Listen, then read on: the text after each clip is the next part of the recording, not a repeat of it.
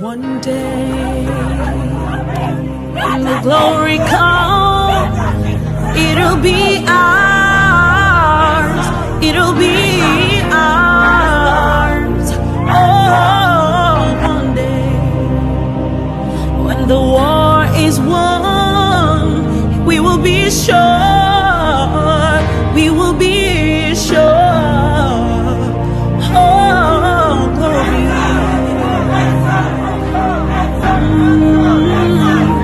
Oh, glory. Yeah. Now the war is not over. Victory isn't won. And we'll fight on to the finish. Then when it's all done, we'll cry glory.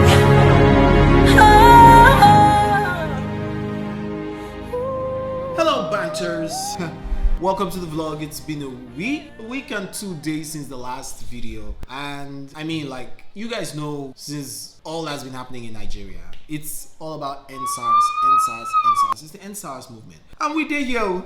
I am here. I'm not like any other vlogger or most people who are abroad. I did this town. I did this Nigeria where we did so. My whole life is here. My family being here. I've been involved in the entire movement. And, you know, in fact, my wife had to delete her Instagram app from her phone for a while because it was just too much getting into her head, getting into her system. She was just getting emotionally drained, physically drained, you know, mentally drained by this whole thing. Just the amount of content put out there on the End SARS movement is crazy, because like there's some things you're gonna see that are bound to make you feel sad, make you feel angry, make you feel a certain way, make you feel like, what's the point? If you're a sympathetic person or an empathetic person, you're just going to be drawn into the world of sadness that is the End SARS movement, especially when you hear stories of people who have, you know, been through a lot, been to hell and back because of End SARS, because of SARS police people, because of brutality in the police system, because of bad governance. It's crazy. But yeah, what do I even want to post? First of all, like, because whatever you post now is going to be insensitive. Like, I'm not even in the right frame of mind to want to post anything funny or crazy, or which fine boy do you want to post where they will drag you in on the streets. But yeah, that's what it is. But if this is your first time being on my channel, welcome to my channel. Please make sure you subscribe, give us a thumbs up, and I'd like to see your comments on this section. And if you haven't checked out my last video, if maybe you're not Nigerian and you want to know what is happening in Nigeria, please click on the card up above and check the last video. Watch it, all right? Be informed. Let's educate you.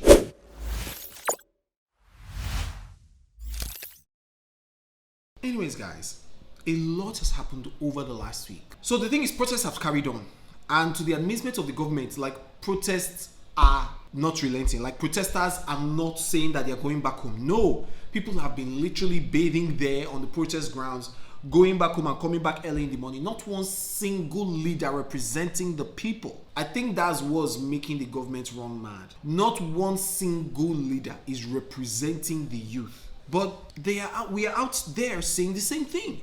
Whether we are offline, whether we're online, we have the same voice.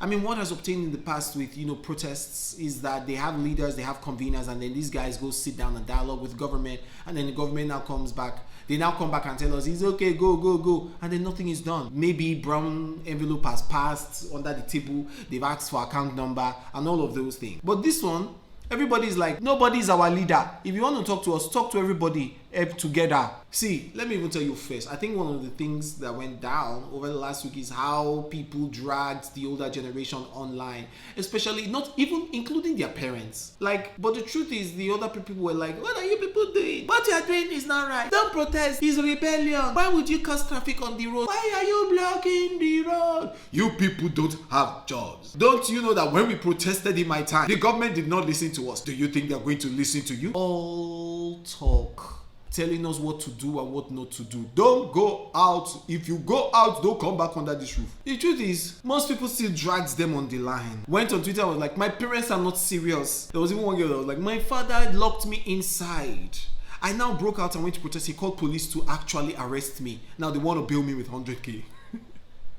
But the truth is, the older generation, do you actually expect us to keep quiet? After the shithole that this country has become, is it that you don't know that the reason why this country got here is because you've kept quiet all this while? You don't understand that what you allow because it's not happening to you or your child will still come and meet you in front of your house. It go there, you go call your domot. You don't know. Or you don't see that it is selfish for you to think that, oh, my child doesn't look like the children they are targeting. My child doesn't have a tattoo. My child doesn't have dreadlocks. You think that you're absent from this? Oh no, because these people are no more attacking just kids that have dreadlocks and tattoos. They're actually going after kids who have laptops and phones. They're going after women and raping them, young girls. They're literally going after the parents of these people by extorting them and in the recent case, slapping them, molesting them. So it could be you, mommy and daddy, auntie and uncle, sitting in your house on your high horse saying, you guys should not be doing this. You're not exempted from the rot and the evil that is happening in this country. Everybody needs to stand up and lend their voice and give this their best shot at taking this government down. The truth is, you have to understand why a lot of people in my generation and the younger generation are angry. We as generations of millennials and Gen Zs never have seen a system or a country that worked. Never. We've never seen a country that's given anything back to us, not even during a pandemic. But we have the internet. And the internet has shown us systems that work, what obtains insaner climbs. And so we're like, why do we have to subject ourselves to this kind of life? The thing is that we didn't even start asking for anything other than, we're not even asking for the barest minimum. We're not asking for clean water. We're not asking for good healthcare. We're not asking for good roads. We're not asking for light or electricity. We're out there asking to just live.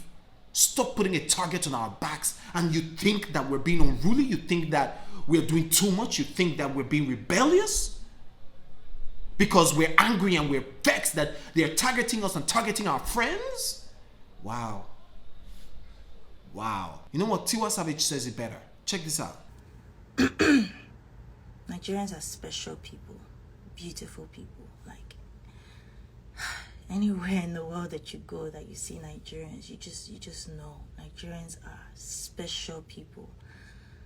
Hardworking, industrial, clever, street smart, funny, loud, happy, loving. But Nigeria is bad.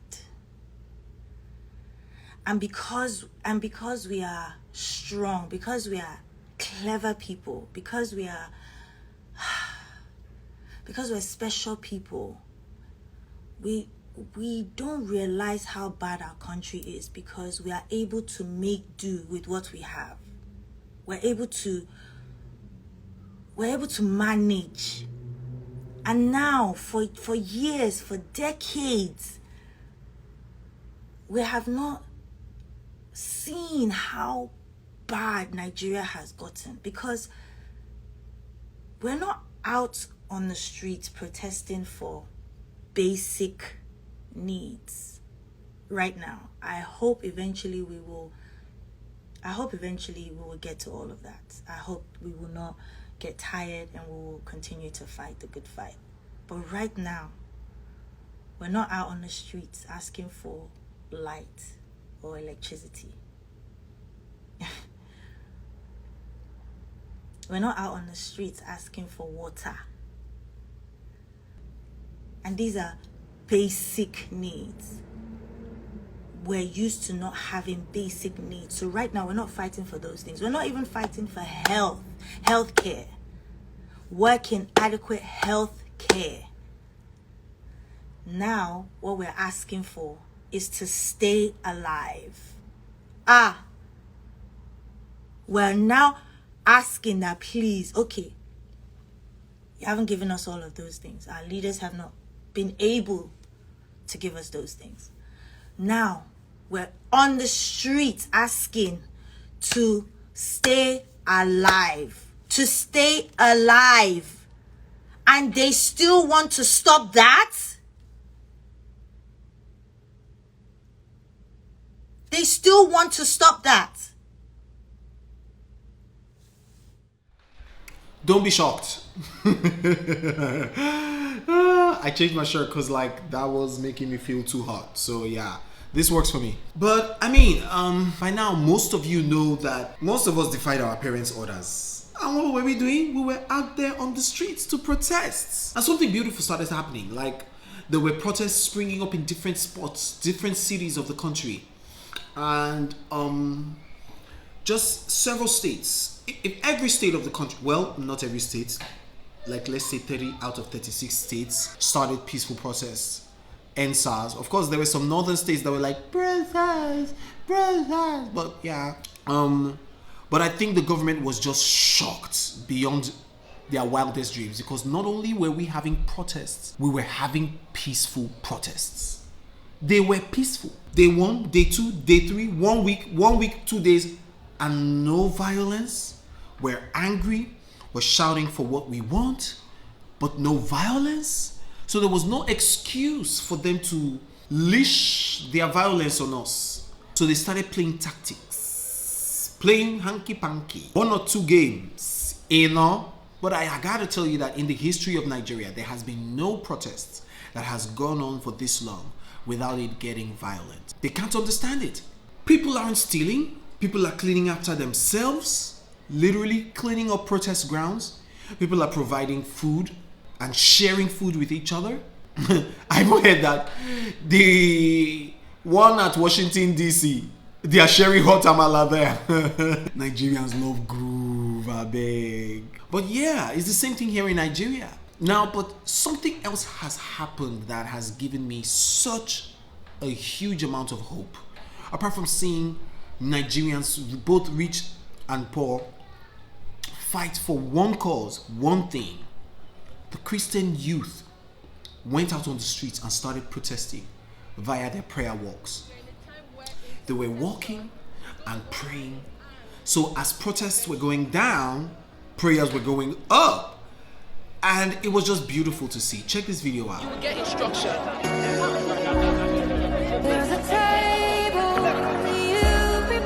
We're not saying what they are doing different from what we're doing. In fact, some of us are also going back there. You know, some of us are also part of that. But we're saying as a church, if our people who are called by my name will humble themselves and pray and ask for mercy, God will heal our land. And we're repenting.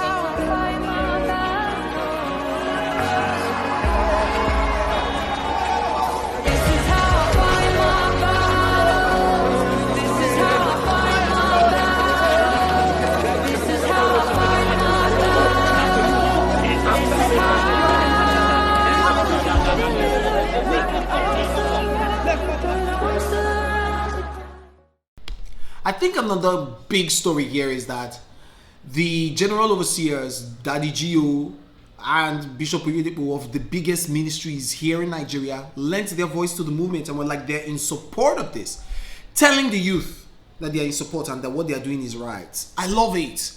But you see that the place of the church in this movement is so pivotal, because not only are they praying, which is more important, most important,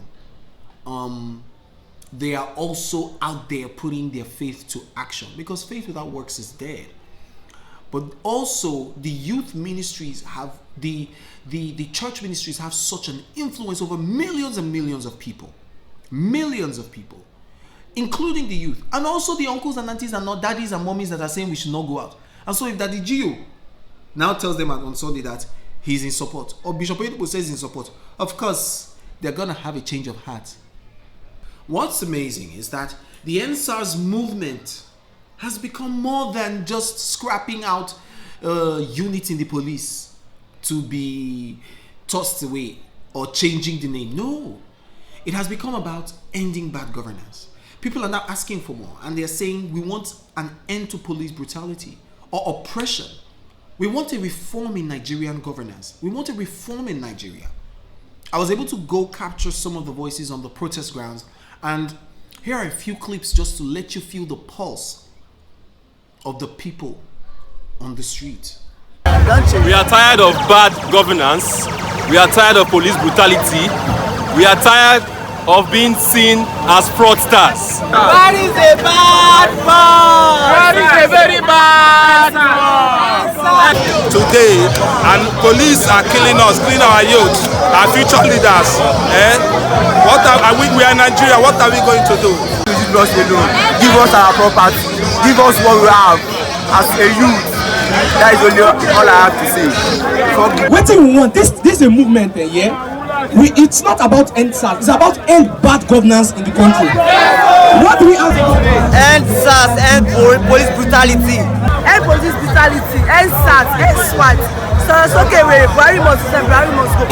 But the government has said that they are listening to us and they are going to do what we are saying. Why are you still protesting? I am, because I'm not seeing any changes yet. End SWAT, end SWAT, end SARS. You know, in Nigeria today, a senator earns 29 million for crying out loud, and 30,000 minimum wages had to pay, my brother. So people are saying reduce the pay of senators. Now let me read out the 5 for 5 for you. What everybody is asking for. Or let me just very still show it to you. Release of arrested protesters, justice and compensation for families of victims, independent body to oversee prosecution of officers within 10 days, psychological evaluation of disbanded officers before redeployment, increase of police salaries. Of course, we also broke down how to implement the 5 for 5. What can be done now, what can be done in medium term, and what can be done in the long term. So, you have to understand why our anger is this real. A senator. Let me tell you guys what has obtained, what has been the status quo in Nigerian government. We have a government that pays each senator 29 million naira a month in salaries and allowances. Hey, Jehovah. It's brutal to the economy. The national budget is suffering because of these guys. This is a country that dragged and fought back on minimum wage being raised to 30,000 naira. Below $100 a month. The government, your president was shouting, was angry, was fighting, saying they can't pay. So how are you able to pay every senator 29 million naira? Do you know that ex-governors get 6 cars every 3 years as part of their pensions? And if a governor becomes a senator, he doesn't forfeit the money that he earned or he's getting from being an ex-governor. He doesn't forfeit that pension. No, he carries that on, and also still carries the. Imagine what Buhari is taking home every month, because he was former head of state, military head of state, then now made himself Minister of Petroleum Resources, which he didn't do anything there. He did not do a single thing, didn't do any duties. Then also collecting as president. When he now leaves office, imagine what he'll be taking. Because there was plenty. We can't even count them in number. President, former head of state, and also minister. Hi, God. Look at what we are dealing with in this country. Do you know that 14.3 billion naira was spent over the last 10 years on just presidents and vice presidents, ex-presidents and vice presidents' salaries? In a span of 4 months, say it after me, people, 4 months, ex-governors of Bauchi, Rivers, Akah Ibom, and Lagos took 40 billion naira. Bauchi took 23.18 billion, Akah Ibom 2.7, Rivers 2 billion, Lagos 1 billion. Over 4 months. Bauchi is one of the poorest states in Nigeria. Let me put it into perspective for you. It is one of the quote-unquote poorest states in Nigeria, and they found the money to pay 23 billion naira over 4 months. No. It can't be. Now talk about misplaced priorities. Bauchi is one of the poorest states in Nigeria. Lagos, that took 1 billion, is actually the state with the highest internal revenue generated by itself. Now, Bauchi took 23 billion. Guys, put this thing in perspective. This is 4 states over 4 months. Now we have 36 states. Do the math. 36 states over 6 months, over 1 year, over 3 years, over 5 years, over 10 years, over the next 20 years. They want to suck this nation dry. You people should calm down. You must rest a little. Now imagine what this is doing, because they're going to be paying ex-governors and deputies, senators, House of Rep members, presidents and vice presidents. Oh, Jehovah God of Israel, save us, oh God, save us. Imagine what Buhari is taking home. Head of state, minister, president. These people will steal. Then they will still dry the coffers of this nation from their pensions. Hey, imagine what this will do in years. 2 years, 3 years, 5 years, 10 years, 20 years. These senators, they will be given constituency allowance. So they can be given 300 million naira, 700 million naira. Say, go take unaudited. It's not audited. Just go and take this money, do what you can do for your constituency. They will go and build borehole. Do one public toilet, and they will pump and pageantry, commission it, and they will eat the rest of the money. Do you know what's funny? There's a photo I'm going to be showing you now of the First Lady of Kwara State. How she literally made a whole media circus out of giving women pure water to sell as an empowerment scheme. Oh my God. I don't care whatever she did. Pure water? Are you kidding me? That's how you want to empower women in your state? Women like you? Wow. Oh, you guys think you're seeing the worst? No, you have not seen. Because on National Hand Washing Day, the First Lady of Enugu commissioned this project that I'm going to be showing you now for kids. Oh my God, this is so funny. But the time of laughing has to be over. Some of the kids are actually like, okay, where is the, can we use this? Is it a game? Like, how does it work? Can we jump on it or something? Like, what's happening? Ma, is that the hand washing tap? Or is that what your children use at home? Is that what you will give your children to wash their hands at home? Your children? We already know you're wicked. We already know you don't care. So why bother? Like, don't bother doing it. You're only, like, you don't need to dehumanize us. You don't have to insult our children this way. In the middle of all this End SARS protest movement that is happening, your President Bubu, and his vice, Osibajo, they go out and do photo ops of them saying they're gonna give youth empowerment by donating keke, napeps, tricycles, and shawarma kits for people to use. A whole president of the nation, that's what he believes is an empowerment scheme for youth. When our youth here are selling their apps for $200 million, getting 80 billion naira, copping out. That's what the youth is doing. The youth raised 62 million naira in literally a matter of days to fund the protest.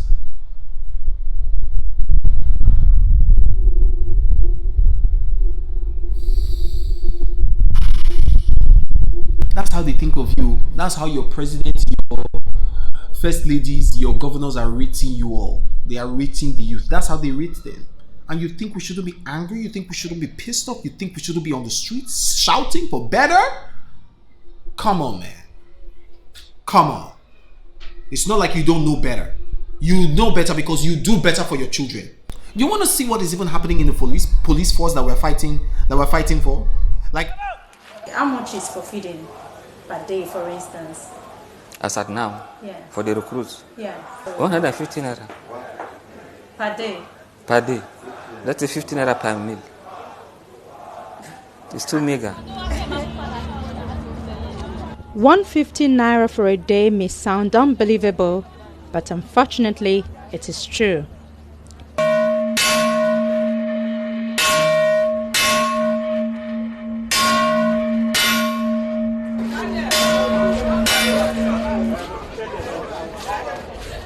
The call for lunch on a typical day.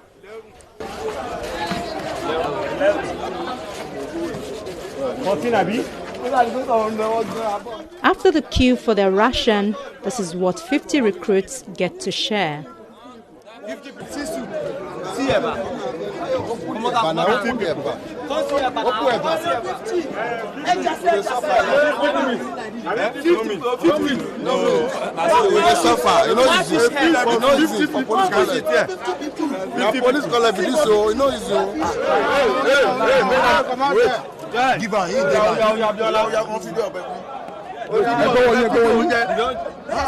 It is difficult to describe what you see in the police training school in Kenya, where you have cesspools next to kitchen. All sorts of terrible things are going on there, and the public is not aware of it. Many of them have abandoned the dining hall. After all, it is too small to accommodate all of them. But the rat almost got them into trouble on one of the days our crew visited. No, you know they can put for me small. Announce that you have not been using the dining to eat. That somebody said, Madam said nobody should use the dining. Who is the person that instruction was given to? Let me see you now. The headmaster has told you, if you are caught eating outside, you're on your own.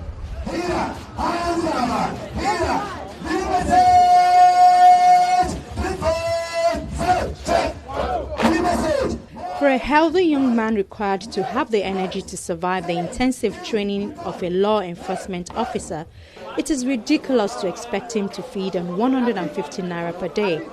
Although they weren't permitted to speak to us on camera, during our interaction with them, we found out how they survive, albeit illegally. If we expect anything good from the police, we must at least, give them something in return. The way things are now, it's like you are expecting something from nothing. It's next to impossible, for a man that has not been taken care of at all to come and protect you. It's not possible.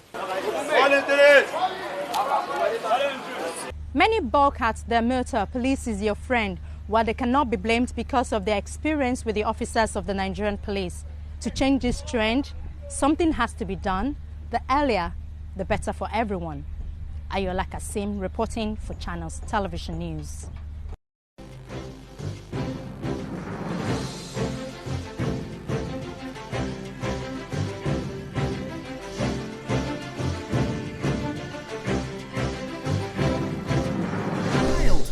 What do you expect? They're going to want to lord it over anybody they can. They're wild with this possession of power.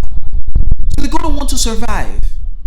It doesn't excuse what they're doing, but it surely explains what they're doing and why they do what they do. And the police is talking.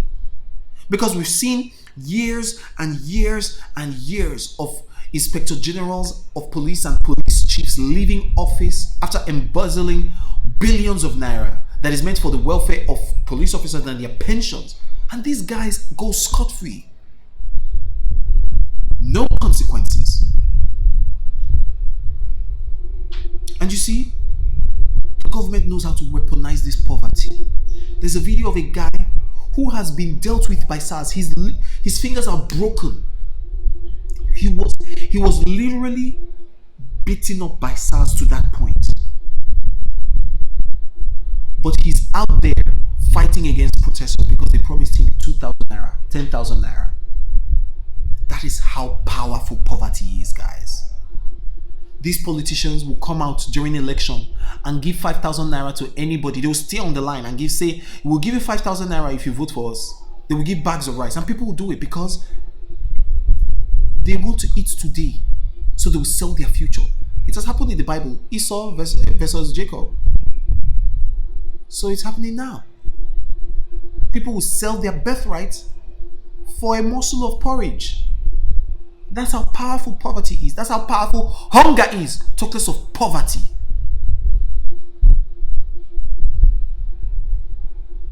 These guys will come and do something small for us and do like they're doing us a favor. No, guys. Someone has to stand up against this. We have to stand up against this.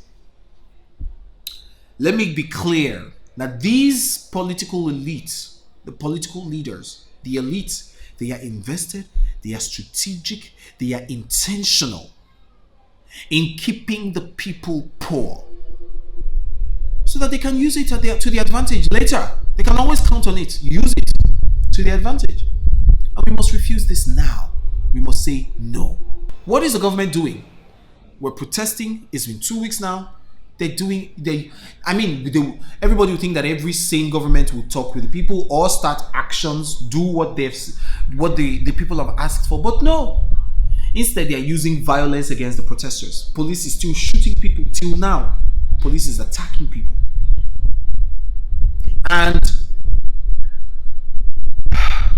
they're using thugs, non-state actors, to fight against the police, the protesters. Sponsoring these guys to come out and attack us, attack protesters. They're setting up a blaze.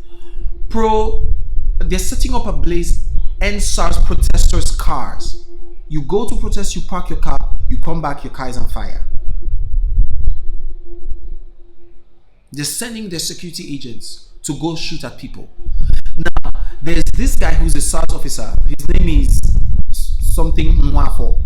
He is one of the most dangerous and heinous, dreadful SARS officers in this entire country. This guy has killed so many people that he has the infantry to even dump them at the river. He doesn't care. He's that untouchable. This guy, after he retired from SARS, was made a special private security guard paid by the government to the governor of Anambra State. What wickedness.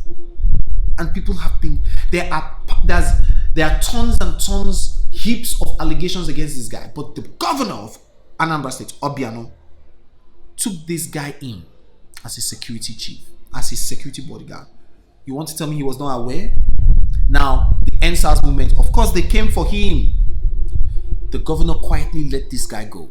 So, right now, everybody's saying, where is Mwafo? He's like, he has fired him. But we need him because he needs to be prosecuted. But he's on the loose now, on the run. These political guys, the elites, they've covered all this for so long because they're in on it. They are in. Right now, they're even threatening to use the military on protesters. Intimidating the citizenry.